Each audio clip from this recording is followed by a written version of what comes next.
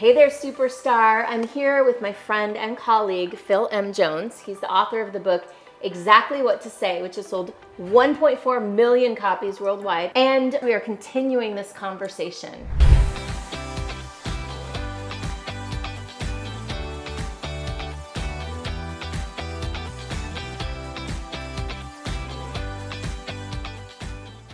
How would you describe your model today and where you're currently at? Well, I know you've heard me say this term. I use the term big back end. I mean, all roads lead to the big back end. So Okay. I think of business models, and I think we're both saying the same thing. You need a model beyond speaking. Yeah. For me, speaking drives the model. It's Okay. the front end. Yeah. It's the initial connection, and sometimes I get paid for that. Right. And sometimes I don't. And that's okay if it's in front of my ideal audience.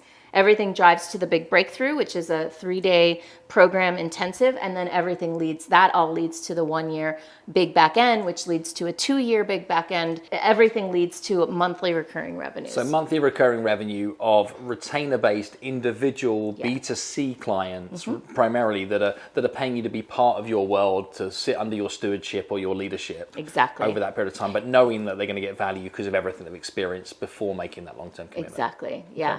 And it's B2C, and they're all business owners as well. Right. But it's B to small b Yes. and B2C rather than to corporations, associations. It's not. Right. I do very little of that, but I still do it. Yep. I'll get paid for a keynote. And now I've got this new offering, which we'll talk about later, which is my book and all of that. Yeah. So how about you? Why don't you tell us about your model? Well, my model today, I guess, is I do make 7 figures from speaking from stage in speaker fees. I've learned the business from being a free speaker to a $500 speaker to a $1,500 speaker to $5,000 to $7,500 to $15,000 to keep going, right? Is I've learned all the levels on that. But what I've also learned that if I just get paid to speak, there are a few things. One is you don't get the joy from the work. It's probably the biggest thing. It's like the show and go events. It's so much prep, so much effort, so much energy to get to that point. You show up and you deliver in the moment, and then 3 hours later, you're sat in an airport waiting for your delayed flight with a drink with nobody, and all of the restaurants are closed, and you remember you're not hot shit. Yeah. Right? Which is really quite humbling and an emotional crash, but there's real money to be made there. But when it comes to being able to make big money as a keynoter, it's nothing to do with your speech anymore. It's about your understanding of the situation that is happening within everybody in that audience. It's your ability to be able to translate your message to those current circumstances. Yeah. So it's high level of consulting ahead of time to be able to translate that message. It's a lot of understanding about what is like to be an audience member. Because you don't get paid for your speech. Like my hour from stage is irrelevant. The 10,000 hours, or I've got an event on Saturday, we got 950 people in the audience. I'm responsible for 950 hours of their top producers as to what goes into their mind, what shapes their thought, what actions they might take. Right. And if I'm worried about my speech, I'm missing the point. That's right. And I think that's where the bigger money exists in speaking, is when you can feel that you can take on board that responsibility for the corporate objectives, the audience's experiences, have empathy for that audience, and serve the moment with something that then delivers value. That's what people get paid for. And I think the other thing that happens in the pro speaking space that so many people fail to understand is the goalposts are changing. Any given point in time, I could be booked. I had it just 3 months ago, booked to deliver 90 minutes at 3 p.m. 3:15, they're like, "Hey, can you run for 75?" 3:45, they're like, "How about 45?" And they're still paying you your full fee. And I've been there the whole time, and ready we've to go. A/B checked, etc. And how do you then be able to serve the moment that when you then get on stage and you see 38 minutes on the clock, and you can't change a slide, you can't go back, you can't look at notes, and you can't let anybody in the audience know that this wasn't exactly as it was planned to be, because success for the client in that minute, it's not about me delivering my speech, it's about me serving the moment and the brief that was intended now in completely different constraints and making it nobody else's problem but my own. And I think that's what people miss about being paid a premium to speak as a pro. It's a lot of responsibility, and it's not the responsibility for your speech, it's your responsibility to serve those moments. Then to get that outcome that the client really wanted initially. And you know that by working the levels, right? Is people often ask me what I should charge as a professional speaker. And there's no one direct answer to it, but a mindset I would have people coming from a position of confidence on, if they're looking to be able to run the distance, is never to charge more or to have a fee that's better than their current confidence of being able to deliver. So you always want to be better than your fee. Right. And know you're better than your fee. Like you believe it. You want feedback. Like, we've paid more for people in the past and they didn't deliver anywhere near as much value. Yeah. We paid a ton of money for someone in the past and they were a pain in the ass to work with. You want that feedback. The last thing you want is like, thank you. Yeah. Thank you. That was great. You were great. You were and great. let's talk too about, because we were talking about the model. Yeah. And what I love about both of us is that we are not about just showing up, getting paid, and see you later. It's really about impact. And you can't really make the biggest impact in 90 or 65 or 48 minutes. There's a mastery of the work that we do that leads naturally to more work on the backside. Well, and there can be, but also you've got to get really clear on your message, right? Is if you want to have a high-paid speaking business that you've got thousands of people in the audience at a time, your message needs to be for everybody.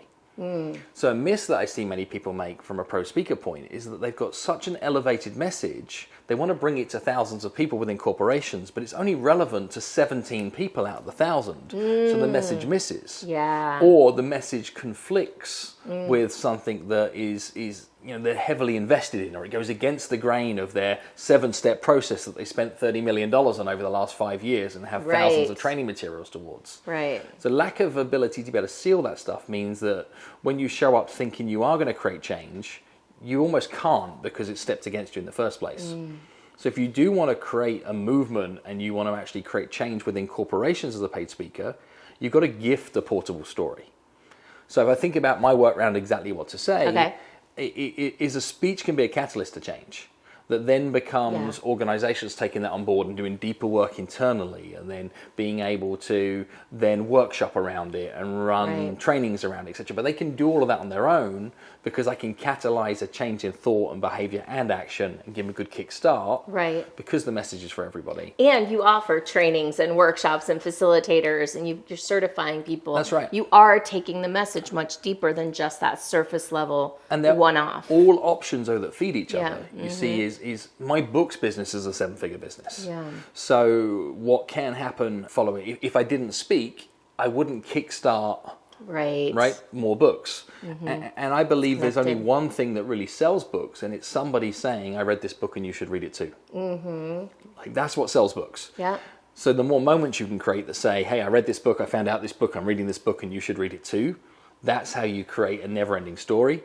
Whereas if you have a look at me, look at me, look at me, I'm awesome, you don't start enough conversations to drive some of the scales. And I love that about you. That's really your message, is what you're sharing right now, is it's not about you. No. If you want to be a great speaker, it's about the change that you can catalyze. It's about the new thought, the new paradigm you can bring into existence, which you've really done. Yeah. Yeah, and the goal is to create an ecosystem, which is what I think you've created here too, is this isn't like a pyramid of products that all fall down to dead ends. It's about creating a symbiotic ecosystem where things all feed each other. Exactly. And what I've consciously done with my model is I have the top end where I get paid premium fees for speaking and high-level consulting and facilitation. And then I have books that you can buy for $9 and Audible download programs, etc. So I don't have an online course, and I purposely don't have an online course. Okay. And that's part of my model, is that actually I don't want to be a tech company. I don't want to be looking at funnels and conversions. I'm not looking to be able to update old videos. That's not my game. So I play is, can I serve the many? Yeah. And I'd rather sell 1 million books and make $5 each than I would sell 1,000 courses and make $500 a course. Yeah. It's just a conscious choice. And I think that the key for this audience is it depends on who you are, what you're great at, what you love, what you're feeling called to, your personality, your strengths, your gifts, your vision. There are all these elements that go into that. And that's why one of the things that we were talking about earlier is that everybody in the $1 million group that I mentioned earlier is doing it different. That's right.